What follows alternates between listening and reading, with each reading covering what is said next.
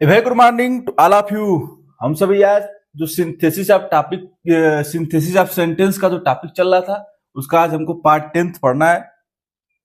और part 10th में जो है आज हमको रिलेटिव एडजेक्टिव के बारे में पढ़ना है। अब रिलेटिव मतलब रिलेशन स्थापित किया जाता है। मैं कई बार पढ़ाया भी है, बहुत बार बता भी चुका हूं आपको कि रिलेटिव का मतलब हिंदी में आपको होता है कि संबंध मतलब किसी भी व्यक्ति से कोई भी संबंध स्थापित करना होता है या किसी भी सेंटेंस से कोई संबंध स्थापित करना होता है तो उसमें रिलेटिव एडजेक्टिव विशेषण मतलब रिलेशन स्थापित करने का काम जो विशेषण करता है उसमें हमको क्या समझना है।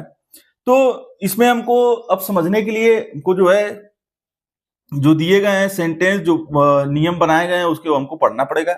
लिखा है कि रिलेटिव एडवर्ब तो जानते हैं आप, एडवर्ब लिखा है रिलेटिव एडवर्ब। एडवर्ब मतलब होता है क्रिया विशेषण, एडजेक्टिव मतलब होता है विशेषण, एडवर्ब मतलब होता है क्रिया विशेषण। तो लिखा है कि रिलेटिव एडवर्ब जैसे क्या होते हैं, वेयर हो गया, हुम हो गया। हालांकि ये क्वेश्चन वर्ड है लेकिन जब ये बीच में आ जाते हैं किसी भी सेंटेंस को जोड़ने का काम करते हैं तो वो रिलेटिव में हो जाते हैं। तो ये रिलेटिव एडवर्ब की तरह हो गया है। वेयर हो गया, हाउ हो गया आदि का यूज भी जो है कंपाउंड सेंटेंस मिश्रित वाक्य कंपाउंड सेंटेंस जो है बनाने में किया जाता है और कंपाउंड सेंटेंस बनाने में किया जाता है। जैसे कि जो कुछ एग्जाम्पल दिए गए हैं उस एग्जाम्पल को आपको समझना पड़ेगा। क्योंकि एग्जाम्पल बताने के पीछे मकसद ये होता है कि आप जो है अधिक से अधिक चीजों को एग्जाम्पल के माध्यम से समझ जाएंगे जब, तो आपको बहुत चीजें आसान हो जाती हैं। पेपर में भी आसान हो जाता है, जब एग्जाम देने जाते हैं वहां भी आपको आसानी रहती है। तो इसमें आपको जो है समझने में आसानी रहती है। अब जैसे मान लीजिए यहां दिया है एक सेंटेंस दिया है, लिखा है आई वेंट टू स्कूल, मैं स्कूल जाता हूं। इतना का मतलब ये हो गया। अब यहां पर आ गया my teacher punished me then. अब देखिए आई वेंट टू स्कूल, मैं स्कूल गया, my teacher punished me then, तब मेरे टीचर ने मुझे पनिश किया।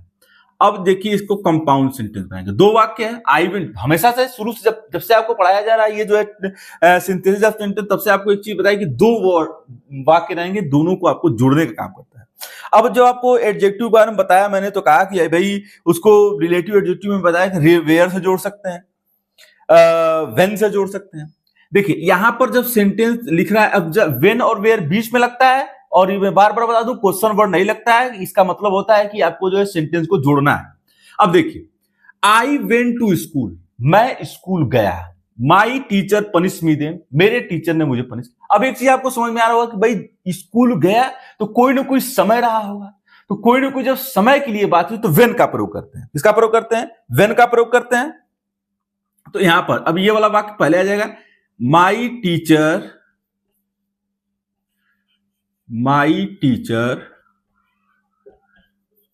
punished me when I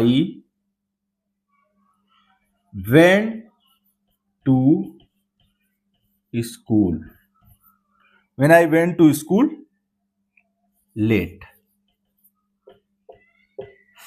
अब देखिए आई वेंट टू स्कूल, मैं स्कूल गया, my teacher punish me then, तब मेरे टीचर ने मुझे पीटा। अब कारण क्या रहा होगा पीटने का?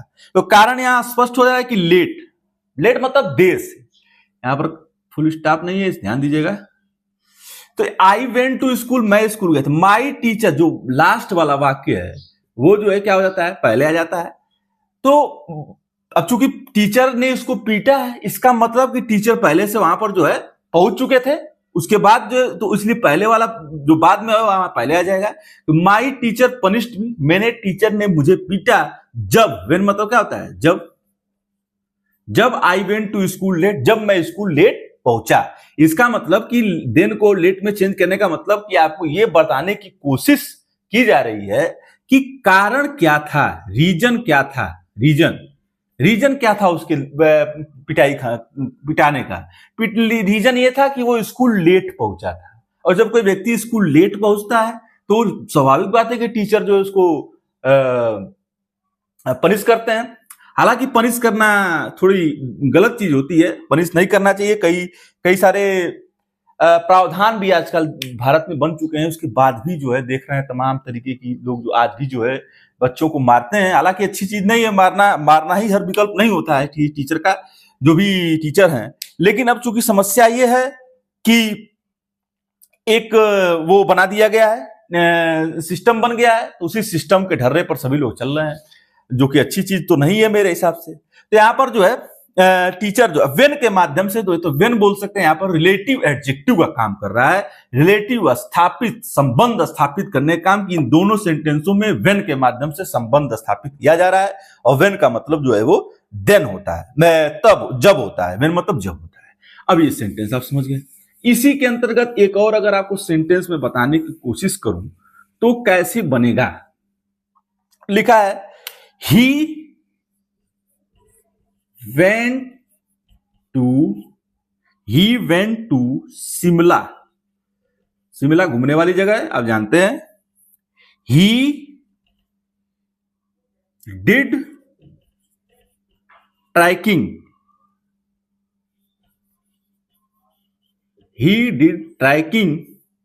there। अब देखिए he went to शिमला, अगर इसको इस बात को कौन टेंस है तो पास्ट इंडेफिनिट टेंस। कौन टेंस है? पास्ट इंडेफिनिट टेंस है। और डिड लगा है तो ये भी पास्ट इंडेफिनिट टेंस है। पास्ट इंडेफिनिट टेंस डिड मतलब होता है, डिड जो है डू का सेकंड फॉर्म होता है, मतलब क्रिया का डू का जो है वो सेकंड फॉर्म डिड होता है। ये डिड मतलब क्रिया। अब देखिए यहां पर जो है ही वेंट टू शिमला, वो शिमला गया। ही डिड ट्रैकिंग देयर, वहां पर उसने ट्रैकिंग किया।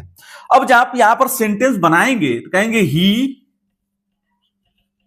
Went to Shimla. अब शिमला नाम है, आप जानते हैं, जब भी किसी का नाम आता है तो वो बड़ा से लिखा जाता है, आपको पता है ये चीज। Where he did tracking, where he did tracking, full stop यहां कर देंगे। अब देखिए सेंटेंस बन गया। लिखा है ही वेंट टू शिमला, वह शिमला गया। ही डिड ट्रैकिंग देयर, वहां उसने ट्रैकिंग किया। यहां पर जब कंबाइंड सेंटेंस हम बनाएंगे, कंबाइंड सेंटेंस बनाते हैं, तो ही वेंट टू शिमला, वह शिमला गया। ये कौन टेंस है? Past indefinite tense. वेयर, जहां, ही डिड ट्रैकिंग, वहां जहां उसने ट्रैकिंग किया। अब ये भी जो है पास्ट इंडेफिनिट टेंस है भाई। जब भी पास्ट में भाई शिमला गया, जाके वहां ट्रैकिंग किया, तो किया तो मतलब सारी चीजें पास्ट में घटित हो रही हैं। तो यहां पर जो है ही वेंट टू शिमला को करके वेयर के माध्यम से जो है, वेयर मतलब वहां होता है, जहां होता है। वेयर मतलब जहां बोल सकते हैं। तो he went to Shimla, he was Shimla गया। वेयर जहां ही डिड ट्रैकिंग, जहां उसने ट्रैकिंग किया। तो यहां पर जो है ये पास्ट इंडेफिनिट टेंस, वेयर के माध्यम से रिलेशन स्थापित जो कर रहा है, वेयर के माध्यम से इसको जोड़ने का काम जो है हम कर रहे हैं। ये कंबाइंड सेंटेंस के माध्यम से जो इसको हमने जोड़ दिया। अब रिलेशन स्थापित करने का एक चीज आपने समझ लिया, निचोड़ समझ लिया होगा कि रिलेशन स्थापित जब भी होता है, जब कोई न कोई बीच में जो है दो सेंटेंसों को जोड़ने का काम करता है और जोड़ के जो है सेंटेंस को बनाता है, तो इस काम करता है। अल्टरनेटिव कंजक्शन में मैंने आपसे बताया था कि अदरवाइज का प्रयोग करते हैं। आपको ध्यान देना है कि अदरवाइज। अब अदरवाइज जो है हमेशा आपके सेंटेंस में जब आता है, वाक्य में आता है, तो इसका मतलब होता है अन्यथा। इसका मतलब क्या होता है? अन्यथा। अब उसमें भी था कि भाई you must study hard, you will fail, ये एक सेपरेट सेंटेंस था। तो अब अदरवाइज के माध्यम से इसको जोड़ने का काम है कि क्या है भाई, सेंटेंस को हम समझेंगे। सेंटेंस में क्या है कि यू मस्ट स्टडी हार्ड, तुमको अवश्य कठिन परिश्रम या कठिन पढ़ाई पढ़नी चाहिए। यू विल फेल, तुम फेल हो जाओगे। अब देखिए यू मस्ट स्टडी हार्ड, तुम्हें अवश्य कठिन जो है पढ़ाई पढ़नी चाहिए। अदरवाइज, अन्यथा यू विल फेल, तुम फेल हो जाओगे। तो इस तरीके से सेंटेंस को मैंने जो है उसको जोड़ के जो है सेंटेंस को बनाया गया था। वो जो है अल्टरनेटिव कंजक्शन में हमने जो है पढ़ा था, आपको बताया गया था। ये भी कंपाउंड सेंटेंस के बाद में देखिए कंजक्शन का जो काम होता है वो दो सेंटेंसों को जोड़ने का ही काम होता है। जैसे मान लीजिए यहां पर भाई लिख दिया कि Ram and Mohan are going to school. अब देखिए एक सेंटेंस बन गया। अब सेंटेंस को जोड़ने का काम कौन कर रहा है? राम मोहन तो अलग अलग, अगर मान लीजिए कि देखिए राम मोहन, यहां पर दूर दूर तक कोई वो नहीं है, मान लीजिए चिन्ह न लगाए तो इसका मतलब होगा कि राम और मोहन क्या है, अलग अलग, दोनों अलग अलग। लेकिन इसको जोड़ने का काम अगर कोई कर सकता है तो वो कंजक्शन करता है। कंजक्शन के द्वारा जो है जोड़ों को जोड़ने का काम किया जाता है। वह राम और मोहन, राम क्या है, नाउन है, मोहन क्या है, नाउन है। सेंटेंस किसका है, present continuous tense. Present continuous का सेंटेंस है कि राम और मोहन स्कूल जा रहे हैं। तो यहां पर जो है एंड के माध्यम से जोड़ने का काम कर दिया गया। तो जब भी चीजों को जोड़ा जाता है तो जोड़ने का काम बट के माध्यम से भी हो सकता है, मतलब बट भी हो सकता है, तो वो भी जो है जोड़ने का ही काम करता है एक तरीके से। और कंजक्शन का काम वो वैसे भी, कंजक्शन जो होता है वो बोथ के माध्यम से, एंड के माध्यम से, इस सब चीजों के माध्यम से, जो वर्डों के माध्यम से जो है वो सेंटेंस को जो है जोड़ने का काम जो करता है, जोड़ने का काम कैसे मैं पढ़ाया था आपको, तो वो जो है आदि ये सब चीजें हो जाती हैं। अब अगला देखिए दिया है, ये तो एडजेक्टिव था। अब अगला देखिए दिया है रिलेटिव प्रोनाउन। अब अगला देखिए दिया है रिलेटिव प्रोनाउन। अब देखिए रिलेटिव प्रोनाउन क्या है भाई। रिलेटिव प्रोनाउन का भी काम जो है भाई, जब वहां पर भी जोड़ने का काम कर रहा है तो यहां पर भी स्वाभाविक है कि रिलेशन स्थापित करेगा तो जोड़ेगा ही। ऐसा नहीं कि नहीं इसमें नहीं जोड़ेगा, उसमें जोड़ रहा था, इसमें भी जोड़ेगा। तो यहां पर जोड़ने का काम जो है ये भी किया जाता है।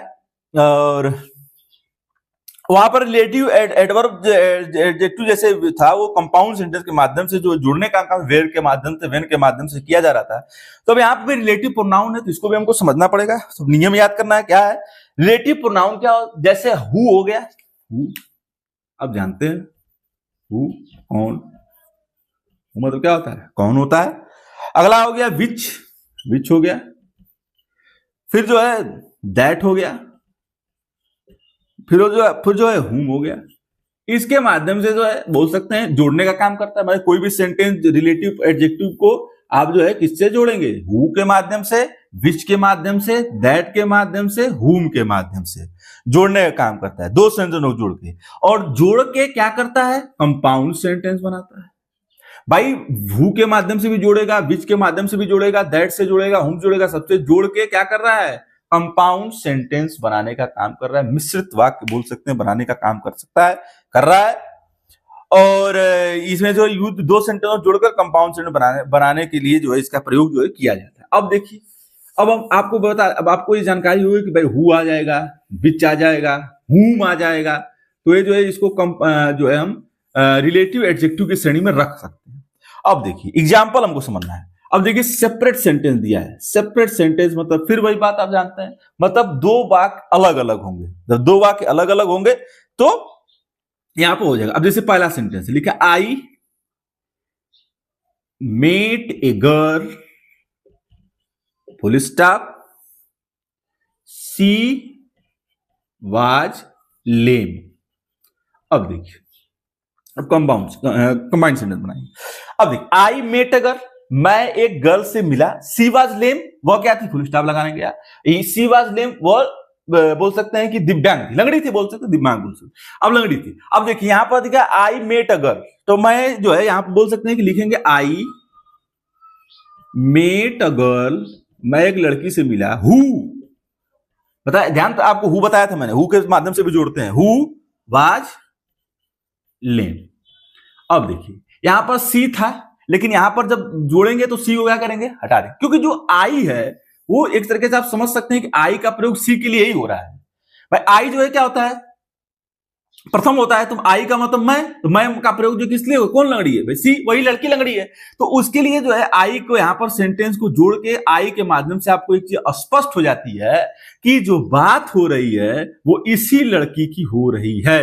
आई मेट अ गर्ल, नहीं sorry, I met a girl है ना, तो आई मतलब ये जो है किसी, कोई दूसरा व्यक्ति है, यह कोई दूसरा व्यक्ति है, ये जो है इस लड़की से मिलता है। यहां लड़की जो है सी के माध्यम से, गर्ल के माध्यम से आपको एक चीज स्पष्ट हो जा रही है कि वो लड़की ही है, इसीलिए यहां पर सी का प्रयोग किया गया है। देखिए जो आई है वो तो मिला है किससे, लड़की से, तो वो तो लंगड़ा हुआ नहीं, लंगड़ा कौन हुई, लंगड़ी हुई लड़की, दिव्यांग कौन हुई, लड़की हुई। तो यहाँ पर जो है गर्ल के माध्यम से जो है सी का प्रयोग किया जा रहा है, इसमें कंफ्यूजन नहीं होना चाहिए, कोई सी का प्रयोग गर्ल के लिए किया गया है। यहाँ पर लिखा है कि आई मेट, अगर मैं एक लड़की से मिला, सी वाज लेम, वो लंगड़ी थी, वो दिव्यांग थी। तो यहाँ पर आई मेट अगर मैं एक लड़की से मिला, हु, जो, हु मतलब क्या होता है यहाँ, जो हो जाएगा, आपको विशेष तौर पर ध्यान देना है। कौन कौन आप आदमी दिमाग में हमेशा बनाते हैं कि हु मतलब कौन, हु मतलब कौन, तो आप गलती कर देते हैं। तो यहां पर जो है I met a girl, who के माध्यम से इसको जोड़ के सेंटेंस को जो है बनाया जा रहा है। अब देखिए कुछ सेंटेंस और आपको आज जो है, तो यहां पर जो है हु जो है वो क्या हो जाएगा, रिलेटिव प्रोनाउन हो जाएगा। हु जो है क्या हो जाएगा, रिलेटिव प्रोनाउन हो जाएगा। आपको जो है ये चीजें बताई जा रही हैं। एक चीज आपको समझ में आ भी रहा होगा कि अब जो है आज चैप्टर ये खत्म की तरफ हम बढ़ रहे हैं आज, तो अब कुछ एग्जाम्पल को समझ लेना पड़ेगा। तो यहाँ पर जो है सेपरेट सेंटेंस दिया है। अब सेपरेट सेंटेंस में आपको बताया भी गया, लेकिन आप आज एग्जाम्पल एक समझ लीजिए। लिखा है Ram is playing, Ram is playing, full stop लिखा है, हेमा इज सिंगिंग। दो सेंटेंस दिए गए हैं। अब देखिए यहां फुल स्टॉप है, यहां भी फुल स्टॉप है। फुल स्टॉप का मतलब क्या होता है कि दूसरा वाक्य शुरू हो जाएगा, दूसरा वाक्य जब भी शुरू होगा तो बड़े से लिखिएगा। ये जो है पहचानने के लिए होता है। अब कंपाउंड्स, अब देखिए क्या लिखा है। लिखा है राम और हेमा, दो लोग की बात हो रही है। एक इज का प्रयोग एक वचन के लिए होता है, आपको पता है। ये जो है आपको बताया गया, भी बता दे रहा हूं, प्रेजेंट कंटिन्यूअस टेंस। अब लिखा है राम इज प्लेइंग, राम खेल रहा है, हेमा इज सिंगिंग, हेमा गा रही है। अब हेमा का काम क्या है, गाने का काम है हेमा का। हेमा क्या कर रही है, गा रही है, गाना गा रही होगी, जो भी गा रही होगी हेमा। तो यहां पर जो लिखा है कि भाई राम इज प्लेइंग, तो यहां पर जब बनाएंगे तो लिखेंगे राम इज प्लेइंग, राम खेल रहा है, एंड और कर देंगे, और कर देंगे हेमा, हेमा इज सिंगिंग। अब देखिए इसमें क्या हुआ कि राम इज प्लेइंग, यहां दो वाक्य दिए गए थे। इसका मतलब क्या है कि ये कंजक्शन का काम जो होता है वो जोड़ने का स्वाभाविक तौर पर होता है। तो यहां पे लिखेंगे इसको। अब जब इसकी हिंदी बनाएंगे तो लिखा है कि भाई हिंदी क्या लिखा है, हिंदी आपको समझना पड़ेगा। हिंदी के लिए आपको ट्रांसलेशन आना चाहिए। लिखा है राम इज प्लेइंग, राम खेल रहा है, एंड और हेमा इज सिंगिंग, हेमा गा रही है। तो यहाँ पर राम का काम खेलने का, हेमा, और दोनों को जो है एंड के माध्यम से जो है जोड़ देने का काम जो है वो कंजक्शन के माध्यम से होता है। ये चीज आपको पता है, ये चीज आप जानते हैं, इस चीज को कई बार बताया गया है। तो इस तरीके से सेंटेंस को आपको जोड़ने का काम आना चाहिए। कैसे जोड़ा जा रहा है सेंटेंस को, कैसे जोड़ के नया सेंटेंस बना दिया जा रहा है। और जो है इस तरह के सेंटेंस को जो है सिंथेसिस ऑफ सेंटेंस में आपने जो चीजें समझी हैं वो यही समझिए कि जोड़ के सेंटेंस को कैसे हम जो है सार्थक सेंटेंस बनाए, मतलब कोई ना कोई उसका मतलब निकले। ऐसा नहीं कि मतलब कोई उसका मतलब ना निकले, कोई ना कोई उसका जब तक मतलब नहीं निकलेगा तब तक जो है सेंटेंस जो है आप बनाए हैं वो जो है सही नहीं हो सकता है। तो सेंटेंस को बनाने के लिए आपको जो इस सब चीजों का ध्यान देना चाहिए। ये आपका जो है आज वो क्या नाम है, सिंथेसिस ऑफ सेंटेंस पार्ट 10 था, और ये एक तरीके से अंतिम पार्ट था। ये जो है आज आपका अंतिम पार्ट था। ये आज आपका सिंथेसिस ऑफ सेंटेंस का अंतिम पार्ट है, ये आज आपका खत्म हो गया। अब आपको नेक्स्ट पार्ट में जो है, नेक्स्ट पार्ट में आपको जो है, अब आपको देखिए एक चीज आप जानते हैं, ट्रांसलेशन आपने बहुत पढ़ा है, ये आपका आज खत्म हो गया। अब आपको ट्रांसलेशन आपने तो बहुत पढ़ा है। ट्रांसलेशन क्या होता है, ट्रांसलेशन होता है अनुवाद, कोई नई चीज नहीं है। ट्रांसलेशन आपने कई बार पढ़ा है। तो ट्रांसलेशन जो है एक नया चैप्टर बोल सकते हैं है, इसमें हम कुछ नई चीजें सीखेंगे।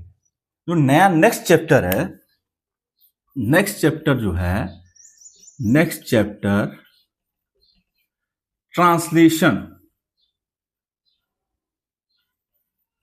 ट्रांसलेशन बताया जाएगा। जो नेक्स्ट चैप्टर है उसमें आपको जो है वो ट्रांसलेशन के बारे में बताया जाएगा।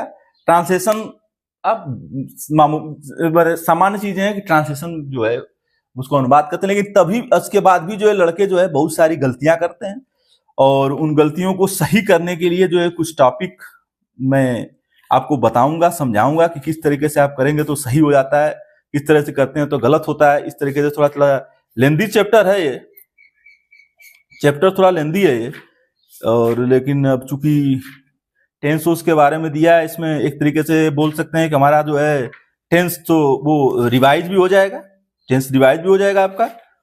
और थोड़ा लेंदी चैप्टर होने के नाते आपका जो टेंस जो है चीजें जो है एक तरीके से फिर रिवाइज हो जाएंगी। जो आपने टेंस ट्रांसलेशन पढ़ा है, तो इस ट्रांसलेशन के जो टेंस पढ़ा है उसमें आप ट्रांसलेशन जो नेक्स्ट चैप्टर में शुरू करने जा रहा हूँ, इसमें जो है आपकी चीजें जो है वो फिर जो है वो अच्छे से रिवाइज हो जाएंगी। ये जो है नया चैप्टर पढ़ाने का आशय ये है, सिंथेसिस ऑफ सेंटेंस जो है वो खत्म हो गया। तो अब नेक्स्ट पार्ट में आपको जो है ट्रांसलेशन पढ़ाया जाएगा। मेरे चैनल के पोस्ट सेक्शन में जाकर आसान से सवालों का जवाब दें और तैयारी बेहतर करें। संडे स्पेशल क्लासेस के लिए मेरे चैनल को लाइक करें, फॉलो करें, सब्सक्राइब करें तथा अधिक से अधिक लोगों को मेरे चैनल के बारे में जानकारी देकर जागरूक करें। Thanks to all of you.